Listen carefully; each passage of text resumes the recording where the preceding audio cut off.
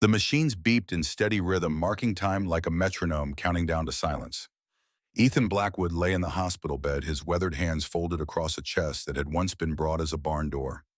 74 years had carved deep lines into his face, each one a story of sun and wind, of loss and survival. The doctor had been clear. 3 to 6 months. Maybe less if the winter came hard. The door opened.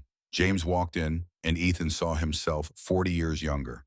Same jaw, same walk, same shoulders that carried weight they shouldn't have to bear.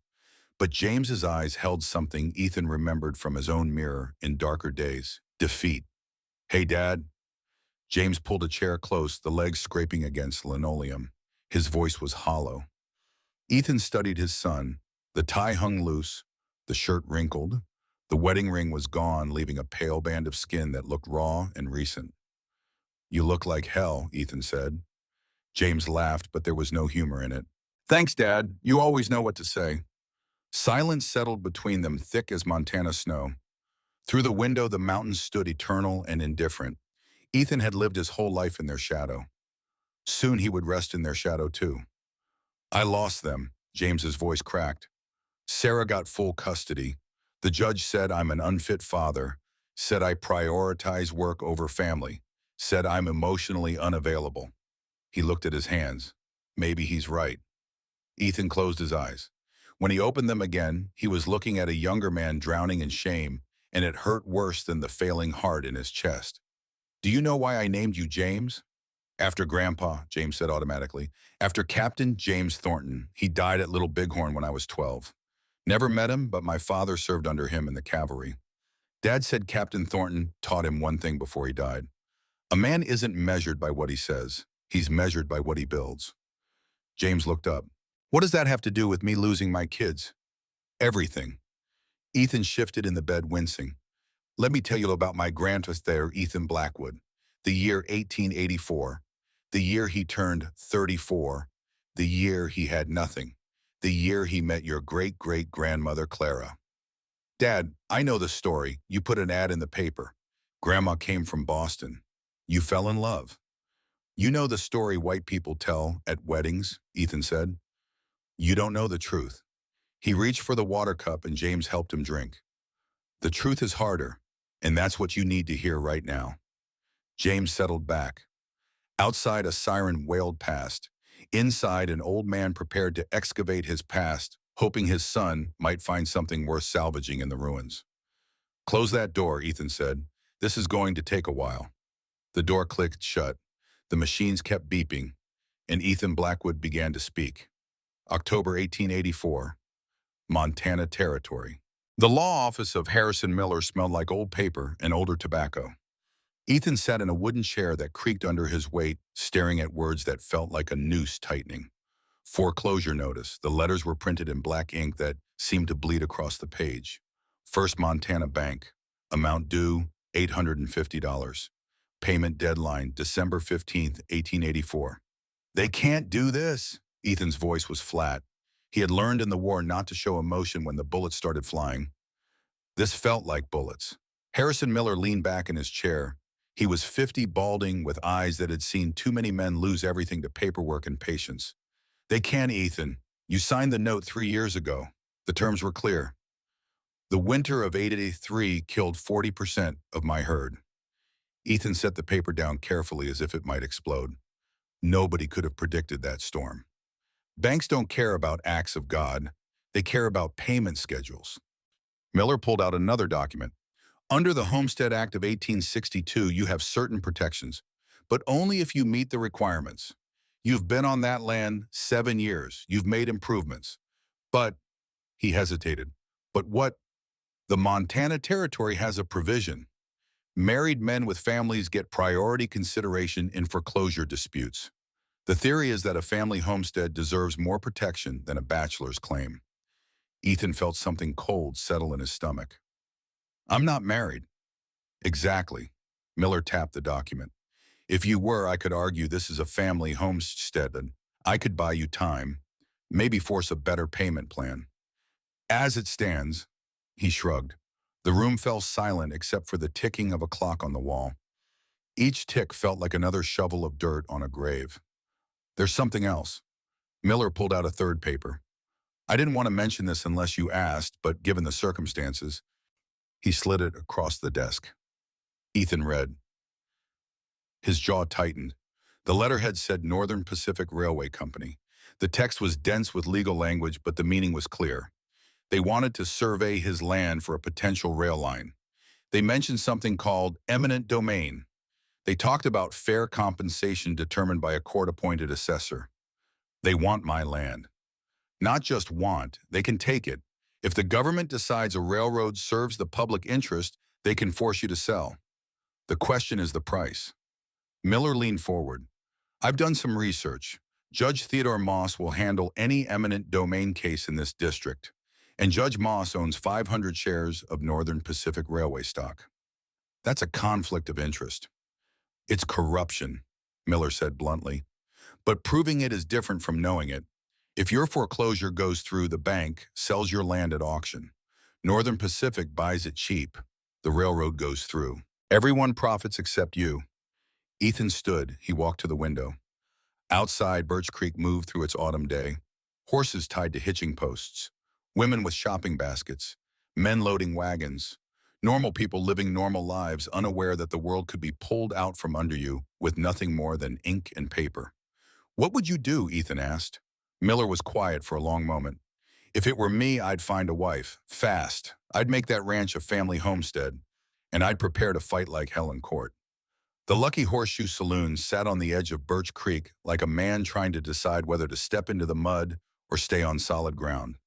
It was the kind of place where ranchers went to forget and drifters went to hide. Ethan pushed through the doors just as the sun started its descent behind the mountains. Captain Owen Harding stood behind the bar, polishing a glass that would never be clean, no matter how much he polished. He was 58 with iron gray hair and eyes that had seen the elephant, as the old soldier said. He had commanded a cavalry unit during the Indian Wars. Now he commanded a bar and offered wisdom to men young enough to be his sons. You look like a man who just got kicked by his own horse, Owen said. Ethan sat on a stool. Worse, I got kicked by the bank and the railroad at the same time. Owen poured whiskey without asking. Tell me. Ethan did. He laid out the foreclosure, the railroad, the judge, the timeline. Owen listened the way good officers listen, without interrupting, processing information, like a general studying a map. When Ethan finished, Owen set down his glass. You need a wife. That's what Miller said. Miller's smart. Listen to him. Owen refilled both glasses. Montana Territory law favors married homesteaders. It's not just about sentiment, it's about stability. The territory wants families putting down roots, not drifters passing through. You get married, you're not just one man trying to hold land. You're the foundation of a family. The law sees that differently. I don't have time to court anyone. It's October. The foreclosure is December 15th. You don't court. Owen reached under the bar and pulled out a newspaper. The Helena Weekly Herald. He flipped to a page near the back. You advertise. The section was titled Matrimonial Advertisements. Ethan had seen them before but never paid attention. Now he read them with the focus of a man studying a battle plan. Widow 38 seeks honest man for companionship in partnership. Farmer 45 looking for woman of good character to share homestead life. Young woman 22 desires correspondence with gentleman of means. Mail order brides, Ethan said. Well, practical marriages, Owen corrected. This isn't Boston society, son. This is the frontier. People do what they have to do to survive. You need a wife. There are women back east who need a fresh start. It's not romance, it's partnership. Ethan stared at the advertisements. Something about the transaction felt wrong. Buying a wife through the mail like ordering tools from a catalog. But then again, what choice did he have? The alternative was losing everything his family had built. If I do this, Ethan said slowly, what do I even say? Owen pushed a piece of paper and a pencil across the bar. The truth. Women who answer these ads aren't looking for fairy tales. They're looking for honesty. Give them that. Ethan picked up the pencil. His hand, which could rope a steer or fix a fence line without trembling, shook slightly over the blank page. He thought about his mother dead 5 years. He thought about his brother dead 3 years. He thought about 7 winters alone in a cabin that felt smaller every year. He began to write. Rancher 34 seeks practical woman, 320 acres grazing land, honest work, no pretense. Montana territory harsh but free, room for children. Write to E. Blackwood, Birch Creek Station. He read it over. It sounded cold, transactional. He almost crumpled it up. Then he thought about the foreclosure notice and forced himself to slide the paper across to Owen. Owen read it and nodded. Good, direct, no false promises. The women who answer will know what they're getting into. Or they'll think I'm a desperate fool. You are a desperate fool, but so is every man who ever tried to carve a life out of this territory. Owen folded the paper carefully. I'll take this to the Herald office tomorrow. They'll run it next week. Then you wait. Ethan paid for the whiskey and walked out into the October twilight. The mountains stood black against a purple sky. Stars were beginning to appear cold and distant. Somewhere back east, a woman might read his advertisement, might consider trading her old life for a new one, might be desperate enough or brave enough or crazy enough to answer. He didn't let himself hope. Hope was a luxury men like him couldn't afford. 3 weeks later, the letters arrived. The postmaster, a thin man named Cyrus with spectacles that magnified his eyes to owl size, handed Ethan 3 envelopes with poorly concealed curiosity. Popular fellow, Cyrus said. Ethan took the letters without comment and walked to the general store where he sat on the bench outside and opened them one by one. The first letter was written in delicate script on pink stationery. The woman described herself as 29 from Philadelphia, with refined tastes and a delicate constitution. She wrote about her need for a gentle life, a beautiful home, perhaps near a city where culture could be found. She asked if his ranch was near any opera houses. Ethan folded the letter and set it aside. Montana territory had many things. Opera houses were not among them. The second letter was the opposite. Stark, businesslike. The woman was 43, a widow, no children. She listed her skills like items on an invoice: cooking, cleaning, sewing, basic veterinary care. She asked about wages, living arrangements, and whether the position included separate quarters. She never once mentioned marriage. Ethan set that letter aside too. He didn't need an employee. He needed a partner. The third letter made him stop. It was written on plain paper in clear, strong handwriting. No flourishes. No wasted words. Mr. Blackwood, I am Clara Whitmore, 26 years old, of Boston, Massachusetts. My father was Dr. Robert Whitmore, a veterinarian who specialized in equine medicine. He died in 1883. The farm was sold to pay his debts. I went to live with my aunt, who wished me to marry a man I could not respect. I refused. She told me to find my own way. So I am finding it. I grew up among horses. I know foaling, illness, injury, and training. My father taught me to shoot a Winchester because he worried about my safety when he traveled. I can work dawn to dark. I do not fear hardship. I am not seeking romance or pretty words. I am seeking partnership. Honest work in a place where my past does not follow me. If this aligns with your needs, I am willing to make the journey. Respectfully, Clara Whitmore. Ethan read the letter 3 times. The part about the Winchester caught his attention. A woman who could shoot wasn't common. A woman who admitted it was even rarer. The part about partnership, not romance, settled something in his chest. She understood what this was. He went back to the post office. I need to send a letter to Boston, he told Cyrus. Fast or regular? Fast. He wrote at the counter, standing up using Cyrus's spare paper. Miss Whitmore, your letter received. I need honest work and honest partnership. Montana is not Boston. Winters are brutal. The land is hard, but it is free in ways cities are not. I am sending $60, $50 for train fare from Boston to Helena, $10 for supplies. If you come, we will see if this arrangement suits us both. If it does not, I will provide return fare. No promises except truth, E. Blackwood. He folded the money into the letter and sealed it. Cyrus weighed it, calculated postage, and took Ethan's coins. She must be something special, Cyrus said.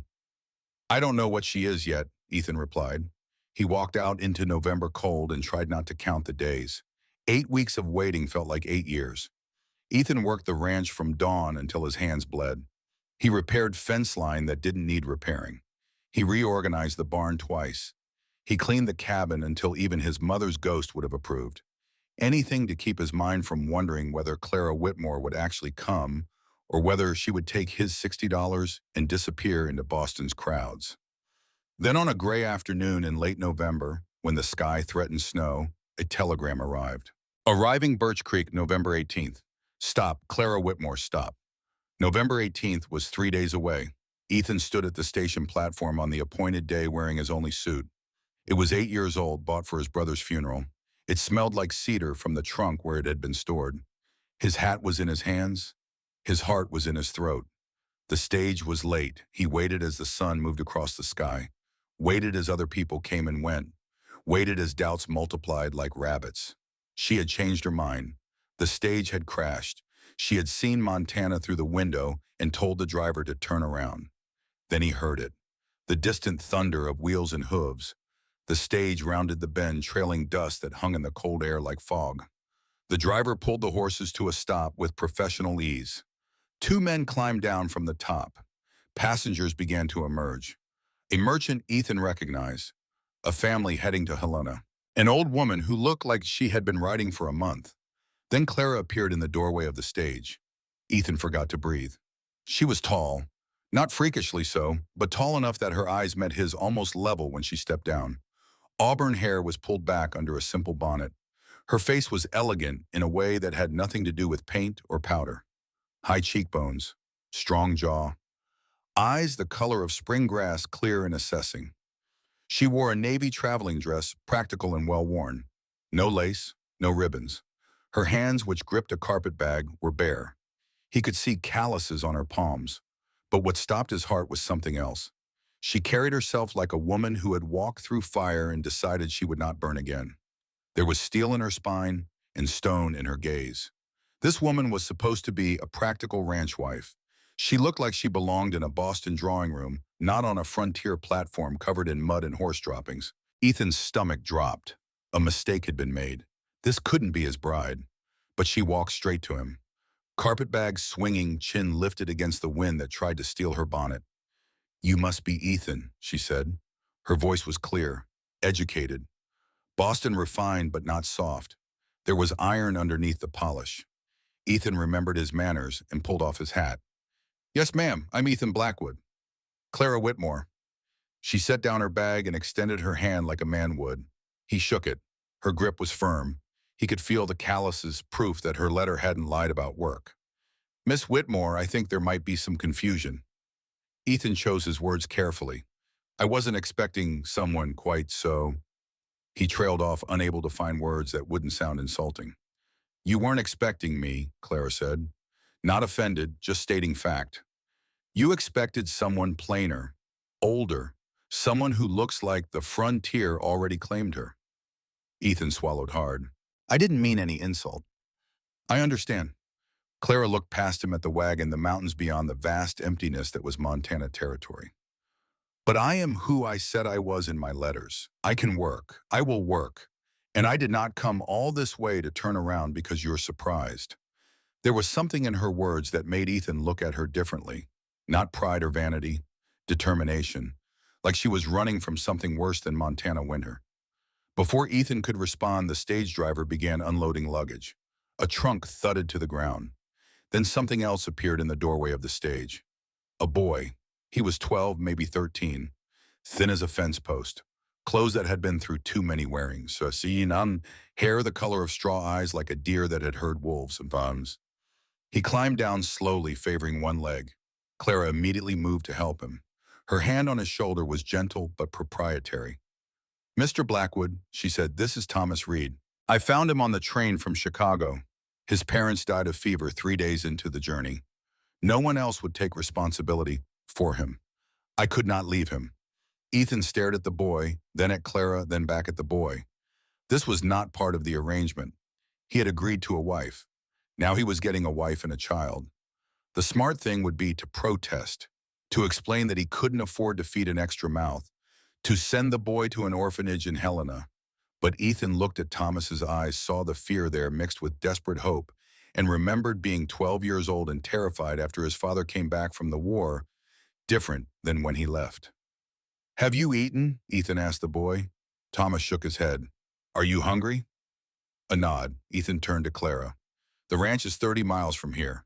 We'll stop at the general store, get supplies, get the boy some food. Clara's shoulders relaxed almost imperceptibly. Thank you. Don't thank me yet, Ethan said. He looked at Thomas. Can you work? Yes, sir, Thomas whispered. You know anything about horses? A little, sir. Don't call me sir. Makes me feel old. Ethan picked up Clara's trunk and carried it to the wagon. Name's Ethan. You work for your keep, you earn respect. That's the deal. Thomas's eyes went wide. Yes, Ethan. People were watching from the platform. Ethan could feel their eyes. Mrs. Harris from the general store stood with her arms crossed, face pinched in judgment.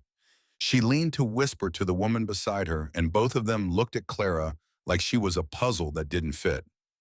Ethan ignored them. He loaded the trunk, then helped Clara into the wagon seat. Thomas climbed into the back, settling among bags and boxes. As they pulled away from the station, Ethan heard Mrs. Harris's voice carry on the wind. She's too pretty. She'll run back to Boston within a month. Mark my words. Clara heard it too. Her jaw tightened, but she said nothing. She just looked ahead at the road that led into the wilderness, into uncertainty, into whatever life she had chosen over the one she'd left behind. They rode in silence for the first mile. The wagon creaked. The horses' hooves struck frozen ground in steady rhythm. Behind them, Thomas sat quiet as a mouse afraid to disturb whatever fragile peace existed between the two adults up front. Finally, Ethan spoke. The ranch is called Blackwood, 320 acres along Pine Creek.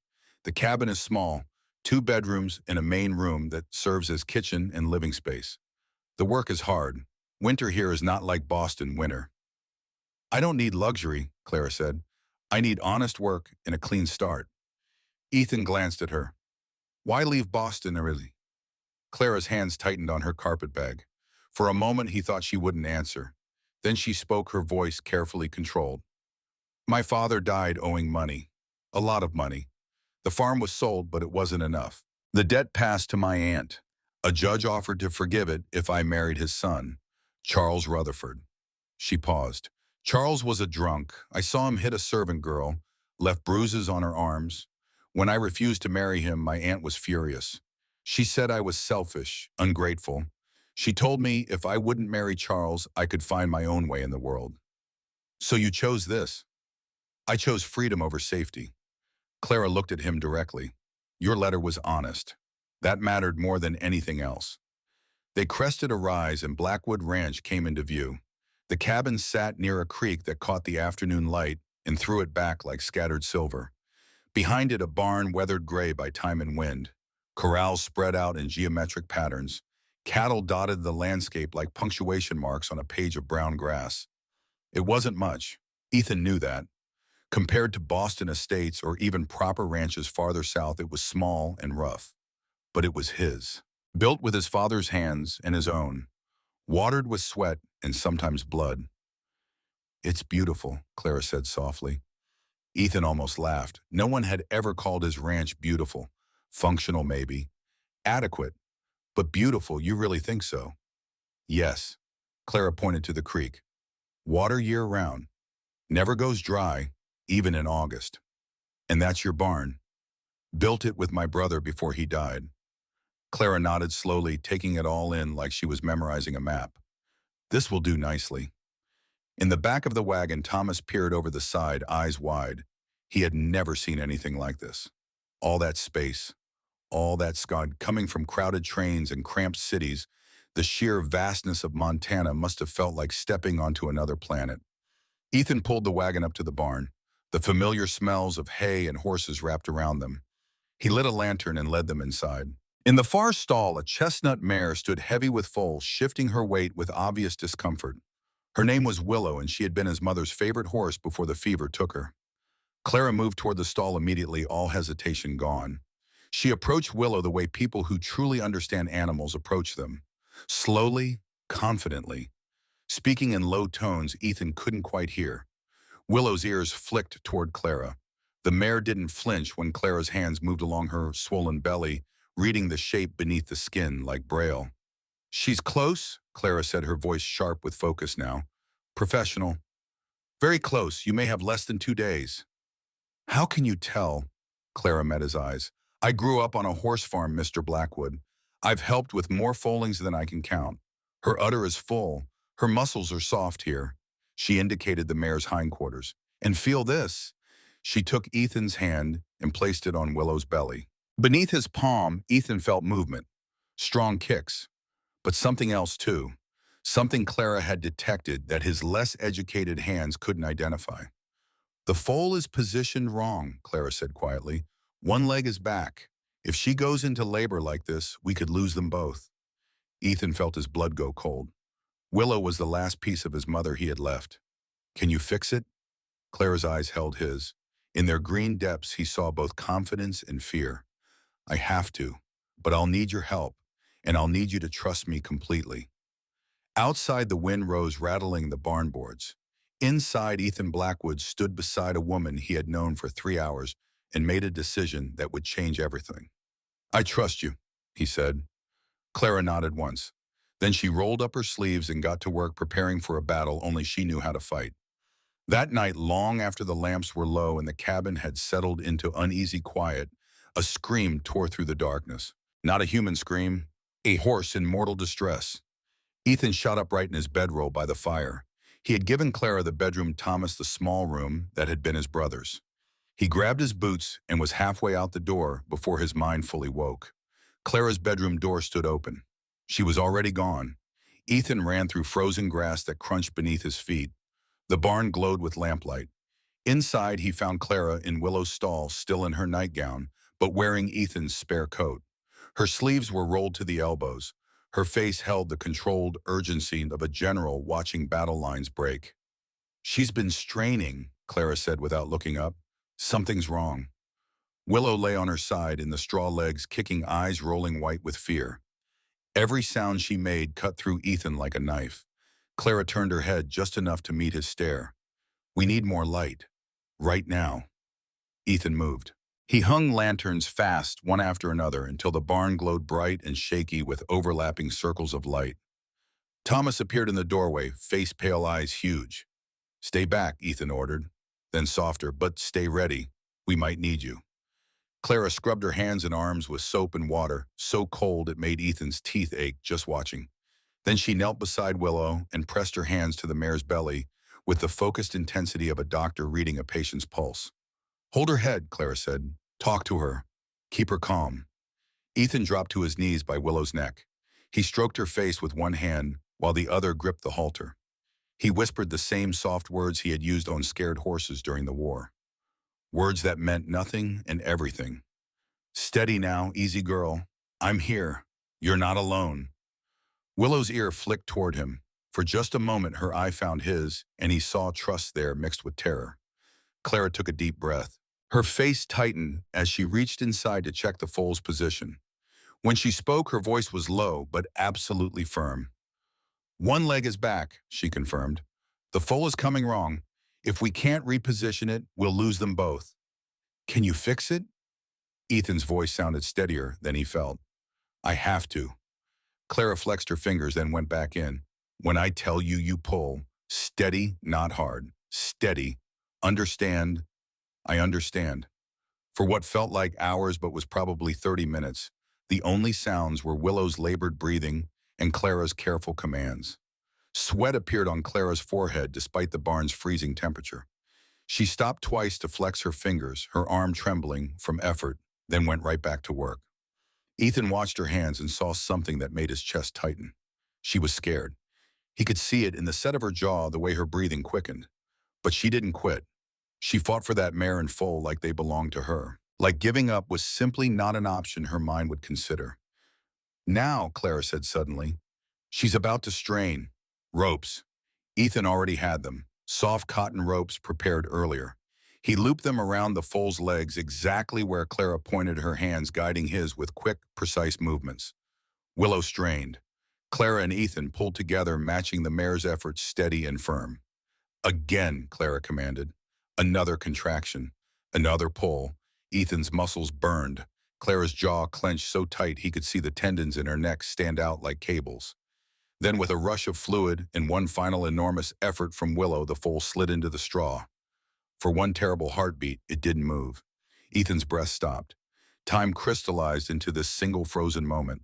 All the work, all the hope, all the desperate fighting, and still the foal lay motionless in the straw, like something made of wax. Clara was on it immediately. She cleared its nose with her fingers, wiped its face with a clean cloth. She rubbed its ribs hard, murmuring words that were part prayer, part command. "Breathe," she whispered. "Come on, little one. Breathe." Nothing. "Breathe," the foal gasped. A weak cough, a stronger one. Then a thin, sharp cry that filled the stall and echoed off the rafters. Ethan felt his eyes burn. His throat closed. He had seen men die in the war. He had buried his mother and brother. He had thought himself beyond tears. But watching that foal take its first shuddering breath broke something open inside him. Willow lifted her head, nickering softly. She reached toward her baby with instincts older than human civilization. The foal, all legs and awkward newness, wobbled. Tried to stand, failed, tried again. Clara laughed through tears. "She's alive," she whispered. "She's alive." They stayed with them until the mare settled and the foal found milk. Only then did Clara sag back against the stall wall like a puppet with cut strings. All the strength that had been holding her upright suddenly released, and she deflated into exhaustion. Thomas, who had been watching from the doorway in absolute silence, came forward with a blanket. He draped it over Clara's shoulders with the careful tenderness of a child who had learned early that kindness was rare and precious. "You saved them," Thomas said. His voice held wonder. Clara reached up and squeezed his hand. "We saved them, all of us." Outside, the sky was turning pale gray. Dawn was coming. Inside the barn, a new life wobbled on unsteady legs, and three people sat in straw and watched a miracle they had fought for with everything they had. Ethan looked at Clara. Her hair had come completely loose from its pins. Her face was flushed from exertion and cold. Her nightgown was stained with blood and birth fluids. She had never looked more beautiful or more real. He had expected a pretty woman who would flinch at hard work. Instead, he had gotten a woman who had just saved his best mare and her foal with nothing but skill, courage, and absolute refusal to accept defeat.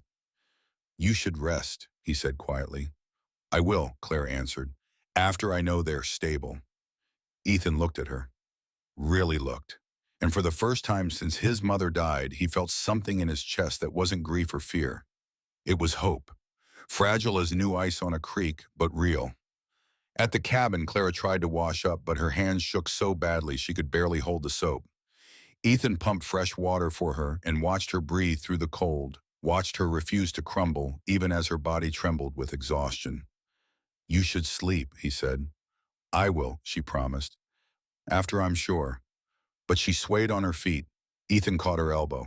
"Clara, sleep. That's an order." She looked at him with those green eyes, and he saw past the strength to the vulnerability beneath. She had come 2,000 miles to a place she had never seen to marry a man she didn't know, and her first night had been spent elbow deep in a difficult berth, fighting death and winning. "Did I do well?" she asked quietly. The question surprised him. This woman who had been so confident, so capable, needed to know she had done well. "You did more than well," Ethan said. "You were extraordinary." Clara's eyes filled. She nodded once, then turned toward her room. At the doorway, she paused. "The foal. What will you name her?" Ethan thought of his mother. Thought of the grace required to live in hard country and remain gentle.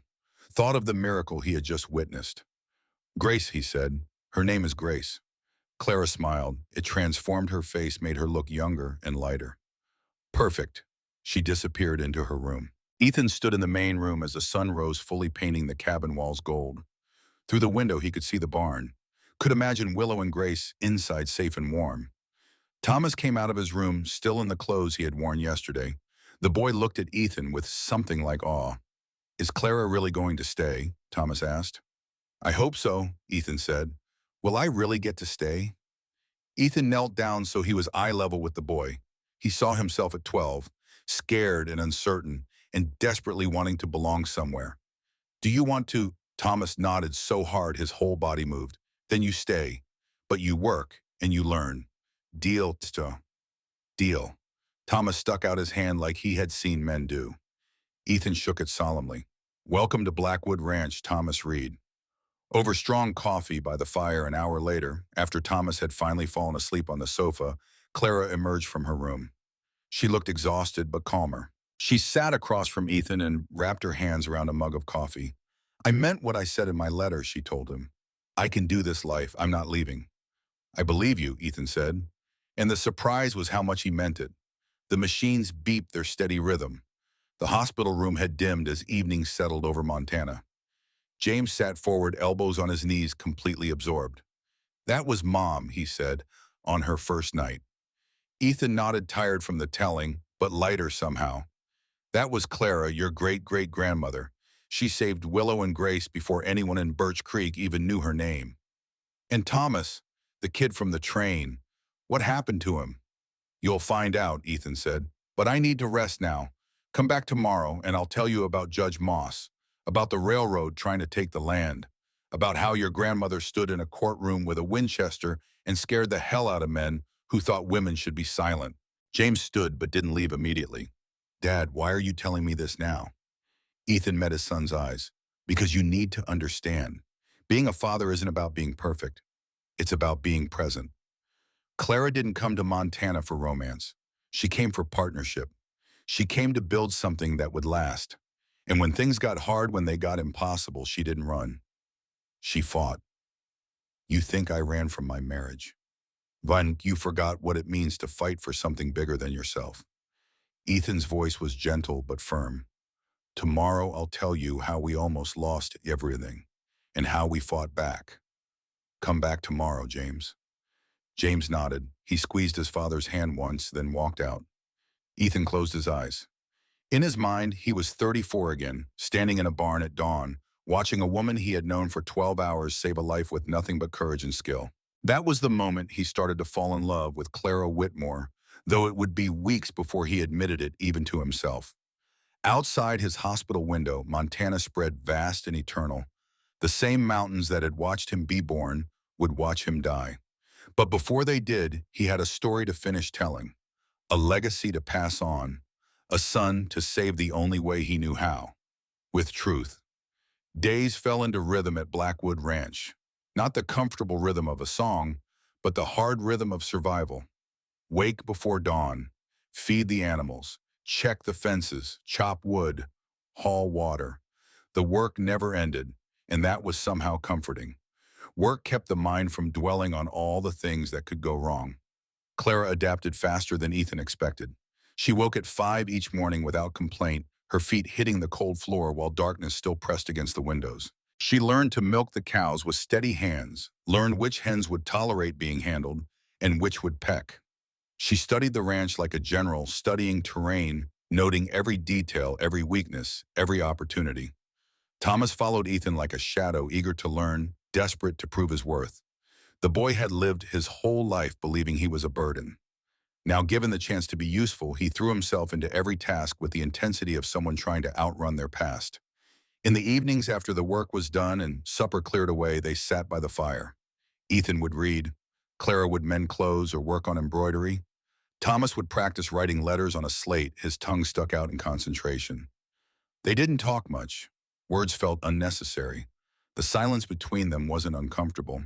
It was the silence of people learning to exist in the same space without collision.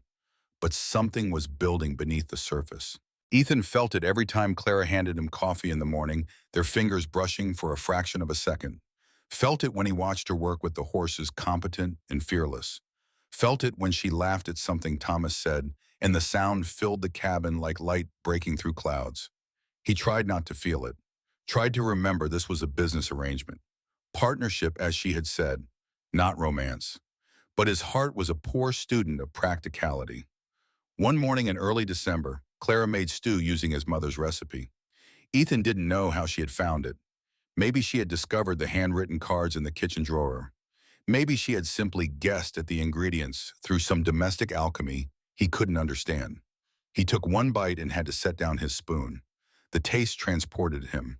He was 12 years old again, sitting at the same table watching his mother stir a pot while humming a song he couldn't remember the name of. The memory was so vivid, so sharp that it cut. What's wrong? Claire asked. Did I make it poorly? Ethan shook his head. He couldn't speak. His throat had closed around something too big for words. Clara understood. She reached across the table and touched his hand. Just once. Just for a moment. Then she went back to eating, giving him the privacy to compose himself. That night, Ethan cried for the first time since burying his brother. Silent tears that tracked down his face as he lay on his bedroll by the dying fire.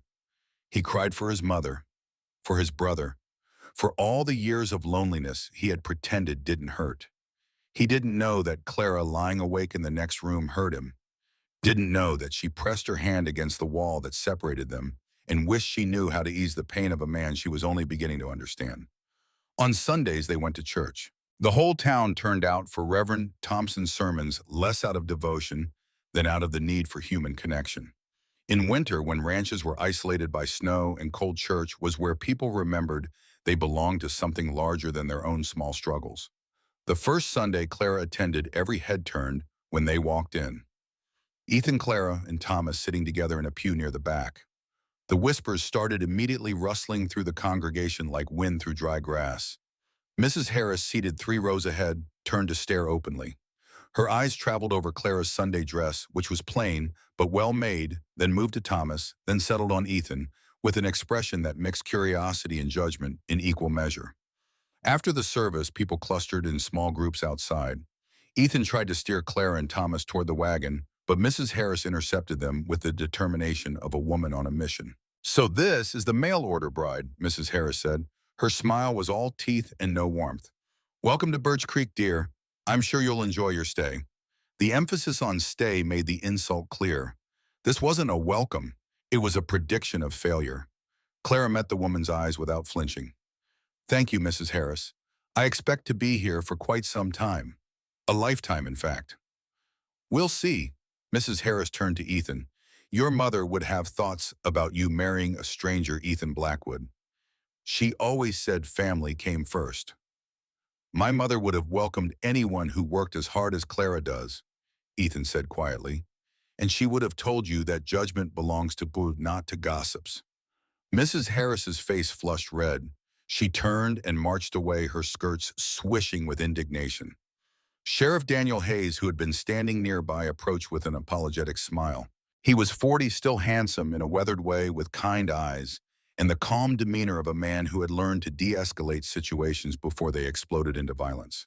"Don't mind Martha Harris," he said. "She's been sour since her husband ran off with a saloon girl 10 years ago. Makes her suspicious of any woman who looks like she might have other options." "I have no other options," Clara said. "And if I did, I would still choose to be here."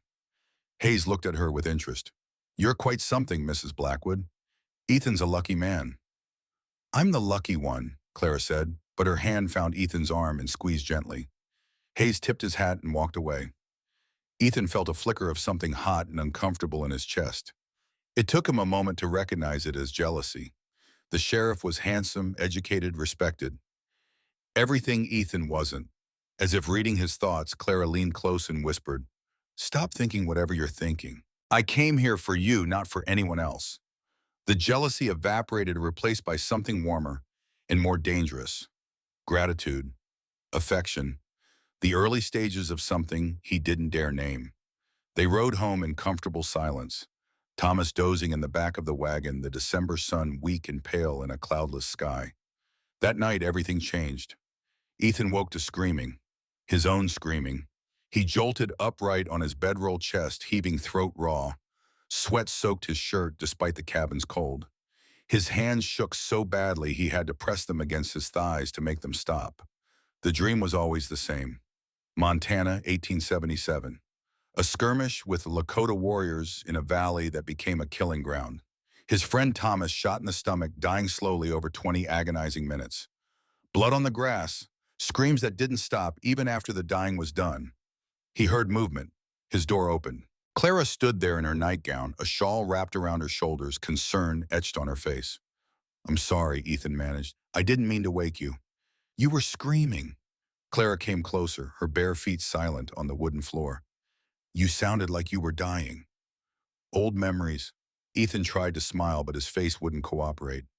"The war, it comes back sometimes." "How often is sometimes?" He couldn't lie to those green eyes. 3 or 4 times a week. Clara sat on the floor beside his bedroll, careful to leave space between them, but close enough that he could feel her warmth. Tell me. You don't want to hear it. I do. Her voice was gentle but firm. If we're going to be partners, I need to know what you carry. So he told her. About the war, about watching friends die in ways no man should die, about holding Thomas's hand while the light faded from his eyes, making promises he couldn't keep, about the sounds that still echoed in his head years later, loud as the day they were made. He made me promise to live, Ethan said.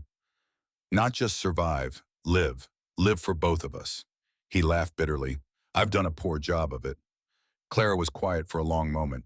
When she spoke, her voice carried no pity, only understanding. You're doing better now. You have this ranch. You have Thomas. You have me. Do I have you? The question came out before he could stop it. Yes. Clara reached out and took his hand. Her grip was strong and sure. You have me, Ethan Blackwood, for as long as you want me. I want you. The words felt dangerous, exposed. I didn't expect to, but I do. Clara squeezed his hand. Then I'm yours, and you don't have to face the nightmares alone anymore. She stayed with him until he fell back asleep. When he woke in the morning, she was gone, but he could still feel the ghost of her hand in his. Something had shifted between them, something fundamental and irrevocable. The letter arrived on a Tuesday. Thomas brought it in from where the mail carrier had left it by the gate. The envelope was heavy cream paper, expensive. The return address was Boston. Clara's face went white when she saw it. Ethan watched her hands tremble as she opened it, watched color drain from her cheeks as she read, watched her carefully fold the letter and tuck it into her apron pocket, with movements too controlled to be natural. What is it? He asked. Nothing important, but her voice said otherwise. Clara. She met his eyes and he saw fear there. Real fear. It's from a law office in Boston. They represent my aunt's interests. The letter says the debt my father owed is still outstanding. They're asking where I am. They say there may be legal proceedings. What kind of legal proceedings? I don't know. The letter is deliberately vague. Clara's jaw tightened. But I know my aunt. She doesn't give up easily. If she's involving lawyers, it's because she's found a way to force me back. Ethan felt anger rise hot and quick. Nobody's forcing you anywhere. You don't know these people, Ethan. Judge Rutherford Charles's father has connections throughout Massachusetts. If he decides I owe a debt or broke a contract, he can make my life very difficult. He can try. Ethan took her hands. You're in Montana now. Massachusetts law doesn't reach here. And even if it did, you're married to me. That changes things. Clara looked at their joined hands. Are we married truly? We went through the words, but we haven't. She trailed off blushing. Ethan understood. They slept in separate rooms. They had barely touched beyond accidental brushes. In the eyes of the law, they might be married. But in the eyes of Boston society, a marriage not consummated could be annulled. Before he could respond, there was a knock at the door. Harrison Miller stood on the porch, his face grim. Ethan, we need to talk. It's about the bank. They gathered around the kitchen table. Miller laid out papers with the careful precision of a man delivering bad news. The bank is accelerating the foreclosure timeline.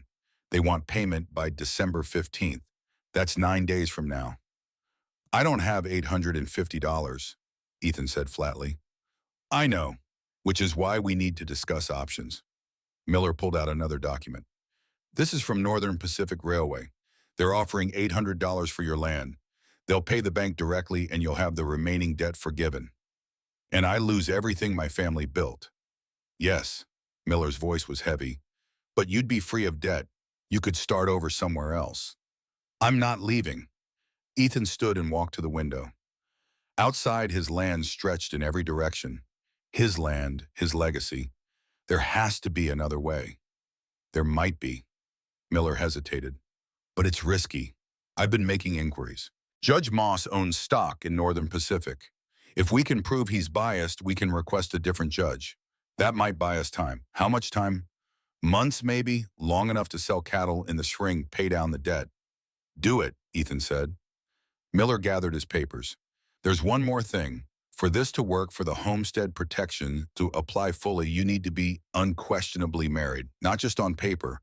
The court needs to see this as a legitimate family ranch, not a bachelor trying to game the system. After Miller left, Ethan and Clara stood in the kitchen, the weight of unspoken things heavy between them. We should make the marriage real, Clara said quietly, not because we have to, but because it makes sense legally. Is that the only reason? Clara looked at him. No, it's not the only reason.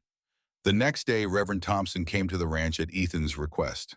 He was a thin man in his 60s with kind eyes and hands that trembled slightly from age.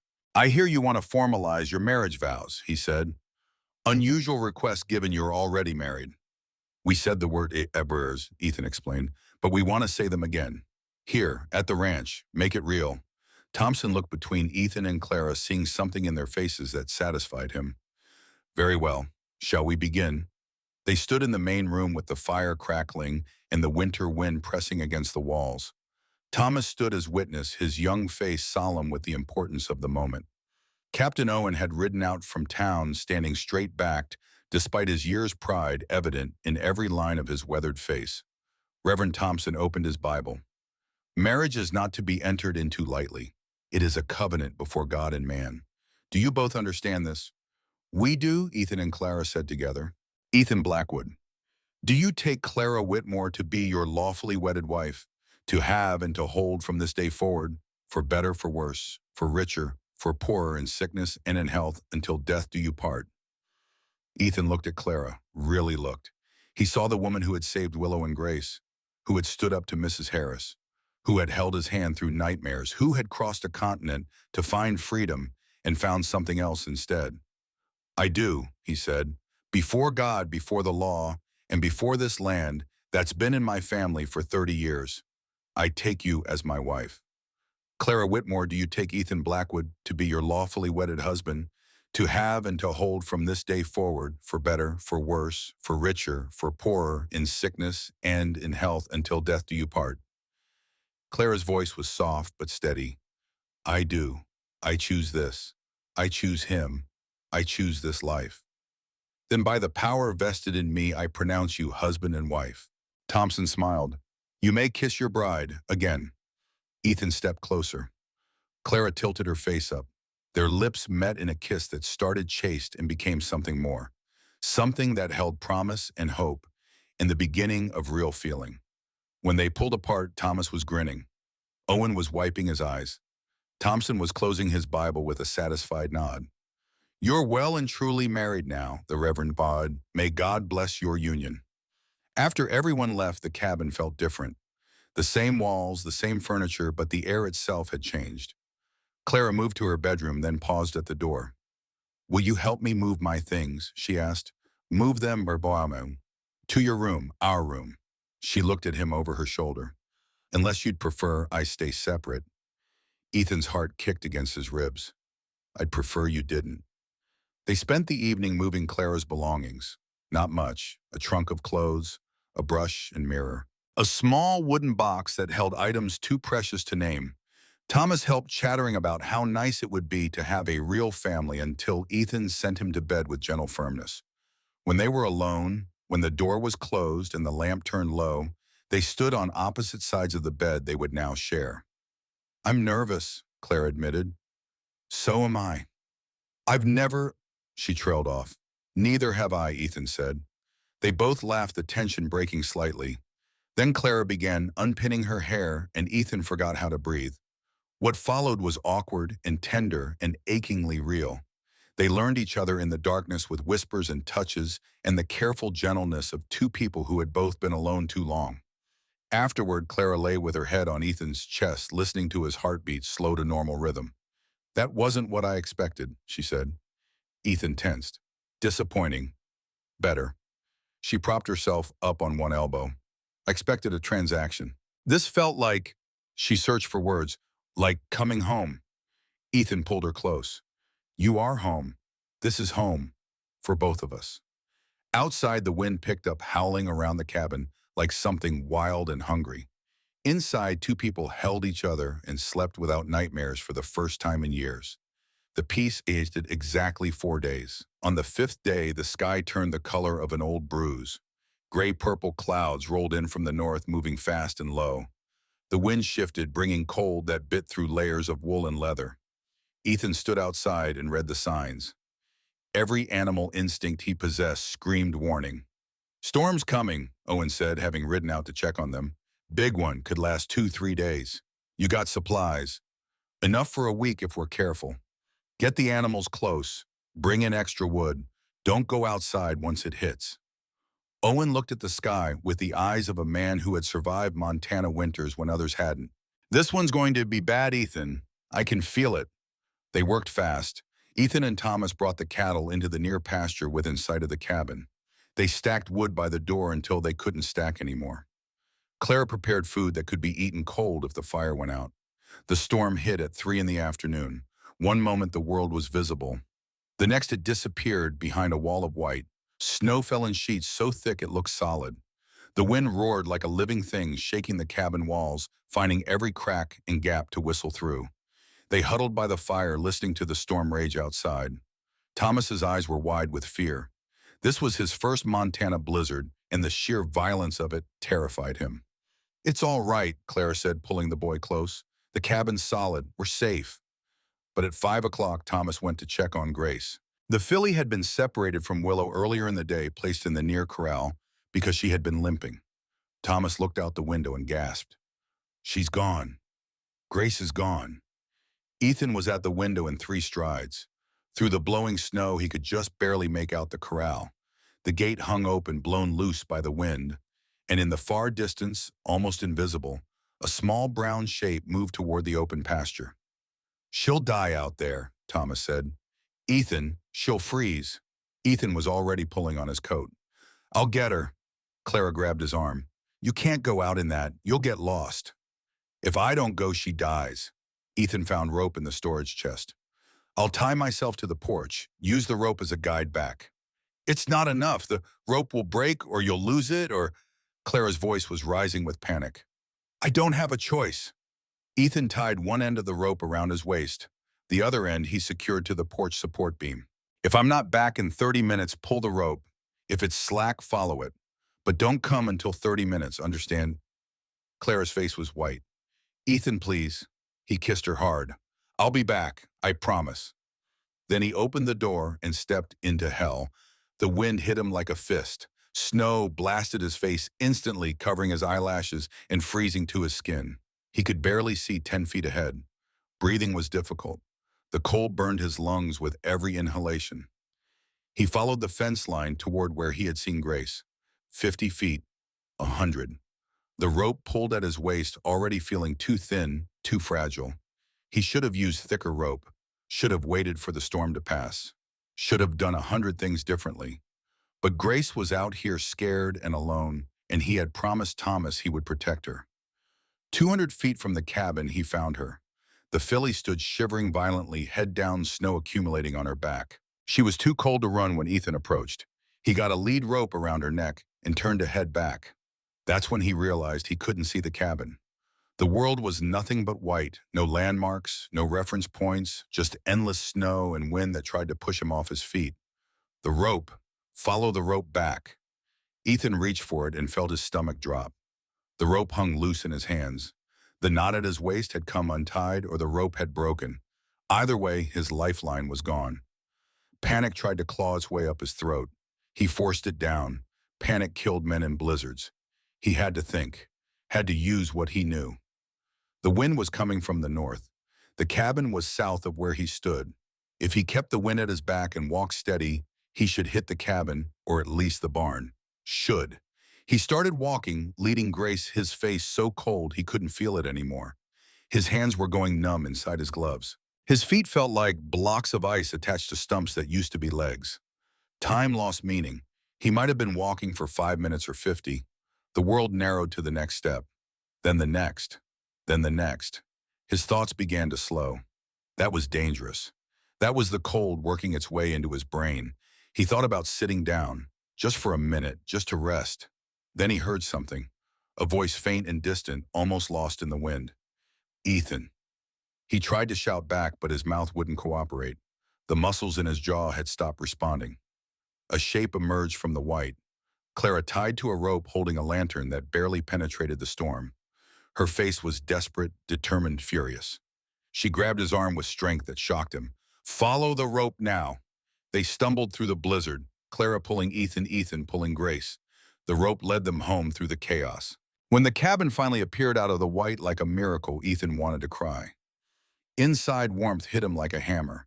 Thomas was there, pulling off Ethan's frozen coat. Clara was stripping his gloves, his boots revealing skin that was bone white and waxy. Grace was led to a corner where blankets were piled, and Thomas rubbed her down with frantic energy. "You're freezing," Clara said. Her voice shook with something that might have been rage or terror or both. "You're hypothermic." "I'm fine," Ethan tried to say, but his words came out slurred. "You're not fine." Clara pushed him toward the bedroom. "Get in the bed, now." "I need to check on Grace. Need to make sure she's—" "Thomas has Grace. You need to warm up before you die." She shoved quilts over him, then climbed into the bed fully dressed, pressing against him. "Body heat. Be still." Ethan shook so hard the whole bed rattled. His teeth chattered. His muscles spasmed. Clara held him through it, rubbing his arms, his chest, trying to force warmth back into his frozen core. "You scared me," she whispered. "I thought I'd lose you." "Had to save Grace," promised Thomas. "You matter more." The words exploded out of her. "You stupid, brave, impossible man. You matter more than a horse. You matter more than any animal on this ranch. You matter to me." Through the shaking, through the fog of cold that still gripped his brain, Ethan heard the truth in her voice. She cared, not as a business partner, not as a mail-order bride fulfilling an obligation. She cared about him, Ethan Blackwood, broken soldier and stubborn rancher. "I'm sorry," he managed. "I didn't think." "No, you didn't." Clara's voice was fierce. "If you die, what happens to Thomas? What happens to this ranch? What happens to me?" She pulled back to look at his face. Tears tracked down her cheeks. "I didn't come 2,000 miles to watch you kill yourself being heroic. I won't do it again. Promise me." "I promise." She kissed him then, not gentle, almost violent, a kiss that tasted like fear and relief and something deeper that neither of them had named yet. "I love you," Ethan said. The words came out before he could stop them. "I know it's only been a few weeks, but I love you, Clara." Clara went very still. Then she smiled, and it was like the sun breaking through clouds. "I love you too. I have since you knelt beside Willow and trusted me to save her. Since you welcomed Thomas without hesitation. Since you held my hand through your nightmares." She kissed him again. "We're in this together now. For real." What happened next was different from their wedding night. That had been careful exploration. This was desperate affirmation of life in the face of death. They made love while the storm raged outside, while Thomas slept by the fire, while Grace recovered in her corner. Afterward, they lay tangled together under every blanket in the house. Clara traced the scars on Ethan's chest, old wounds from the war. "You're going to be careful from now on," she said. It wasn't a question.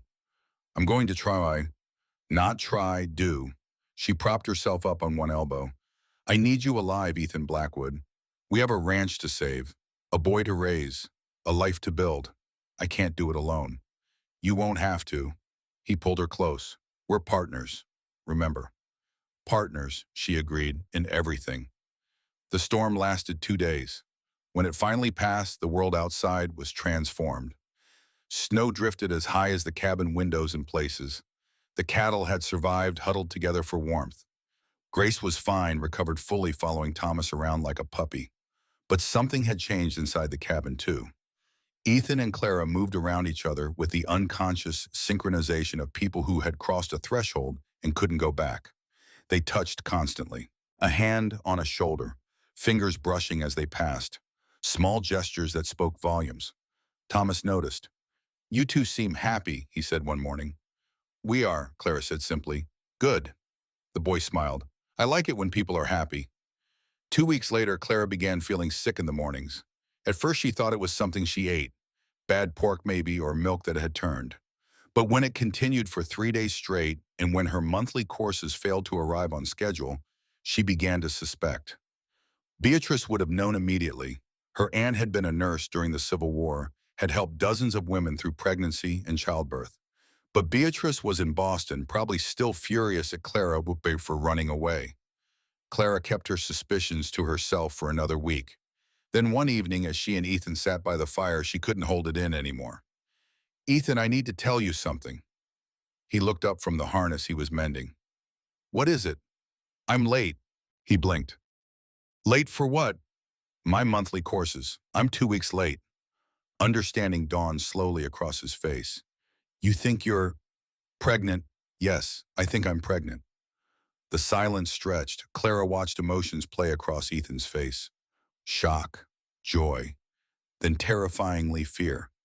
"Ethan," her voice came out small. He stood abruptly and walked to the window. His shoulders were rigid, his hands clenched at his sides. "My mother died giving birth to my brother," he said quietly. "She bled for hours. The doctor couldn't stop it. She died in this cabin in terrible pain, and there was nothing anyone could do." Clara's heart clenched. "Ethan, I'm not your mother." "I know, but childbirth is dangerous. Women die. Strong women, healthy women." He turned to face her, and she saw the naked terror in his eyes. "I can't lose you, Clara. I can't." She went to him, took his face in her hands. "You won't lose me. I'm strong. I know what to expect. My father taught me anatomy physiology. I'm not going into this blind." "That doesn't make it safe." "Nothing in life is safe." She kissed him gently. "But we face it together, like we faced everything else." Ethan pulled her into his arms and held her like she might disappear. "I'm scared." "So am I," Clara admitted. "But I'm also happy. We're going to have a child, Ethan. Our child. A new life in this place we're building together." He rested his forehead against hers. "If anything happens to you." "It won't, I promise." But even as she said it, Clara felt her own fear coiling in her stomach. Her mother had died in childbirth. Her aunt had told her stories of women who didn't survive. The frontier was littered with graves of young mothers. She pushed the fear down, locked it away. Fear was a luxury she couldn't afford. That night they told Thomas. The boy's face lit up like a lantern. "A baby." "Really, really," Clara confirmed. "You're going to be a big brother." Thomas threw his arms around her with such enthusiasm she almost fell over. "I've never been a big brother before. I'll teach the baby everything. How to ride, how to shoot, how to—" "The baby won't be doing any of that for a few years," Ethan said, but he was smiling. They sat together by the fire, making plans, imagining a future that suddenly felt more real than it had before. A family. Not one cobbled together from desperation and necessity, but a real family bound by love and choice and the tiny life growing inside Clara's body. Outside Montana, winter gripped the land with iron claws. Inside, hope bloomed fragile and fierce. On December 28th, a visitor arrived. Ethan heard the wagon before he saw it. The sound of wheels on frozen ground, the jingle of expensive tack. He walked outside, hand instinctively moving toward the rifle by the door. The wagon was fine, too fine for Birch Creek, black lacquered wood and brass fittings. The horse pulling it was a Cleveland Bay, the kind of animal that cost more than most men earned in a year. A woman climbed down with the help of the driver. She was in her 50s, dressed in a traveling suit of gray wool that screamed Boston quality. Her face was pale, drawn, with eyes that held something Ethan couldn't quite identify. Worry, maybe, or fear. Behind her climbed two men in dark suits. Lawyers Ethan knew immediately. They had the look, self-important, certain of their own correctness. Clara appeared in the doorway and went absolutely white. "Aunt Beatrice," she whispered. The older woman's composure cracked. "Clara, thank God." Beatrice Whitmore looked like she belonged in a city parlor, not on a Montana ranch in the dead of winter. But here she was, stepping carefully around frozen mud puddles, her eyes locked on Clara with an intensity that made Ethan's protective instincts flare. "Mrs. Blackwood," one of the lawyers said, stepping forward. "I'm Harold Pierce, attorney at law from Boston. This is Samuel Cross, local counsel from Helena. We've come on behalf of Mrs. Whitmore to ascertain your well-being." "I'm fine," Clara said. Her voice was ice. "Are you here of your own free will?" Pierce asked. It's come to Mrs. Whitmore's attention that you may have been coerced into a marriage arrangement that was not entirely voluntary. Ethan stepped forward, putting himself between the lawyers and Clara. I didn't coerce anyone. My wife came here by choice. She stays by choice. Your alleged wife, Pierce corrected. Mail-order marriages are often vehicles for exploitation. We need to ensure Clara hasn't been taken advantage of. I haven't been taken advantage of, Clara snapped. She moved to stand beside Ethan, shoulders to shoulder. I came to Montana because my aunt wanted me to marry a man I despised. I chose Ethan. I choose this life. And I choose to tell you to leave. Beatrice flinched as if slapped. Clara, please. I didn't come to take you away. I came to apologize. The words hung in the cold air. Clara stared at her aunt, clearly not trusting what she had heard. Apologize. Beatrice's voice shook. After you left, I learned things about Charles Rutherford. Terrible things. There was another girl, younger than you. She was engaged to him for 3 months. Then she died. They called it an accident, but she closed her eyes. I learned he had beaten her. Regularly. Violently. When I realized what I had tried to force you into, what I had been willing to sacrifice for money and respectability, I was horrified. Clara's face was stone. You called me selfish, ungrateful. You threw me out. I was wrong. Beatrice took a step closer. I was terrified and angry and wrong. I thought I was protecting you by securing you a wealthy husband. Instead, I almost fed you to a monster. Tears spilled down her cheeks. I'm sorry, Clara. I'm so sorry. The two lawyers stood awkwardly to the side, clearly uncomfortable, witnessing this family drama. Ethan watched Clara's face, watched her struggle with years of hurt and anger, watched her armor crack, revealing the girl underneath who had lost her mother, lost her father, lost the only family she had left. Why now? Clara asked. Why come all this way? Because I got your letter, the one you sent 2 months ago telling me you were safe. I didn't believe it. I thought some man had forced you to write it, so I came to see for myself. Beatrice looked at Ethan properly for the first time. I came expecting to hate you, Mr. Blackwood. I expected a brute, a con man, someone who saw my niece as property. And now, Ethan asked quietly, now I see a man who stands beside her, not in front of her. A man who lets her speak for herself. A man she looks at with, Beatrice paused, with love, real love. Clara's hand found Ethan's, their fingers intertwined. Samuel Cross cleared his throat. If I may interject, I have information about the Northern Pacific Railway situation. I heard you're fighting a foreclosure. Ethan turned to the Helena lawyer. What do you know about it? I know Judge Moss is corrupt. I know he's trying to steal your land for the railroad. And I know how to stop him. Cross pulled papers from his bag. I've been investigating Moss for years. He's done this to 12 other families in Montana Territory. Every time the railroad benefits. Every time Moss's stock portfolio grows. Can you prove it?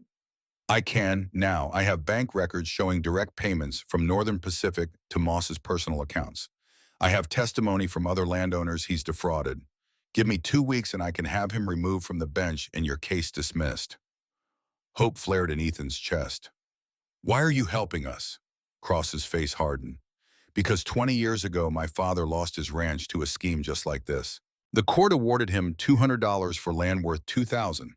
He drank himself to death within 5 years. I became a lawyer to make sure it doesn't happen to anyone else. The machines in the hospital room beeped their steady rhythm. The sun was setting outside, painting the Montana mountains in shades of orange and gold. James sat forward, completely absorbed. So Grandma's aunt came all that way to apologize. She did, Ethan confirmed. Beatrice stayed in Birch Creek for months. She was there when your mother was born. She helped save Clara's life during that delivery. And the railroad, did you lose the ranch? That's the next part of the story. Ethan's voice was getting weaker. Come back tomorrow and I'll tell you about the courtroom battle, about how your grandmother stood up to Judge Moss, about Thomas growing into a man, about the day Rose was born and we almost lost everything. James stood reluctantly. I don't want to tire you out. I'm dying, son. Everything tires me out. Ethan managed a weak smile, but I have more to tell. The most important parts are still coming. James squeezed his father's hand and left. Alone in the darkening room, Ethan closed his eyes and remembered. Remembered Clara standing beside him, pregnant and fierce. Remembered Beatrice apologizing with tears streaming down her face. Remembered the moment he realized they might actually win, might actually keep the land, might actually build the legacy he had promised his mother. The story wasn't over, not yet. Tomorrow he would tell James about the courtroom battle about fighting corruption, with truth about the moment Clara brought Rose into the world and almost died doing it. Tomorrow he would finish the lesson his son needed to learn. A man builds, a man teaches, a man leaves something worth more than gold. Outside his window, Montana waited patient and eternal. Beatrice Whitmore did not go back to Boston. She took a room at the boarding house in Birch Creek, the one run by Mrs. Harris, who charged too much and provided too little warmth. But Beatrice paid without complaint and rode out to Blackwood Ranch every morning, arriving with the sun and staying until dark. At first, Clara didn't know what to do with her aunt's presence. Years of hurt and anger don't evaporate with a single apology. They sat across from each other at the kitchen table like strangers, words careful, and measured the past looming between them like a wall neither knew how to scale. But slowly, brick by brick, they began to dismantle it. Beatrice showed Clara how to knit booties for the baby. Clara taught Beatrice how to milk cows without getting kicked. They worked side by side, preparing meals, washing clothes, the rhythm of domestic labor, creating a language that needed no words. One afternoon, as they kneaded bread together, Beatrice spoke quietly. "Your mother would be proud of you." While Clara's hands stilled in the dough. "Would she? She always wanted you to be strong, independent.